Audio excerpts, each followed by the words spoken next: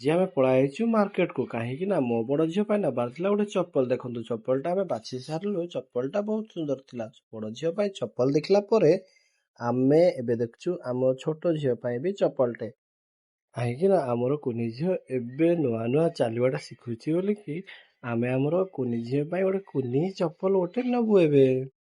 ଏବେ ଆମ କୁନି ଝିଅ ପାଇଁ ଆମେ ଏଇ ଚପଲଟା ଟ୍ରାଏ କରିବୁ। ଆଉ ଟ୍ରାଏ କଲା ପରେ ଜାଣିପାରିଲୁ ଚପଲଟା ବହୁତ ବଢ଼ିଆ ଫିଟ୍ ହେଲା ଆଉ ସୁନ୍ଦର ବି ଦିଶୁଛି। ତ ଫାଇନାଲି ଆମେ ଏ ଚପଲଟା ନେଇକି ଯିବୁ ଏବେ। ଚପଲଟା ତ ଆମକୁ ବହୁତ ସୁନ୍ଦର ଲାଗିଲା। ଆପଣଙ୍କୁ କେମିତି ଲାଗିଲା କମେଣ୍ଟ ବକ୍ସରେ ନିଶ୍ଚୟ ଜଣେଇବେ।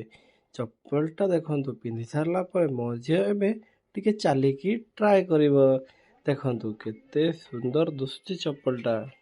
ମୋ ଝିଅର ଫାଷ୍ଟ ଚପଲ ଏଇଟା। ଆଉ ଫାଷ୍ଟ ଚପଲଟା ଆମେ ବ୍ଲୁ କଲରର କିଣିଛୁ। ଚପଲ କିଣି ସାରିଲା ପରେ ଆମେ ପଳାଇଲୁ ଫାଷ୍ଟ ଫୁଡ୍ ଦୋକାନକୁ। ଫାଷ୍ଟ ଫୁଡ୍ ଦୋକାନରେ ଚାଉମିନ ନଥିଲା ବୋଲି ଆମେ ଏବେ ରୋଲ ଖାଇବୁ। ଆଉ ଏ ରୋଲଟା ଆମ ପାଇଁ ହଉଛି।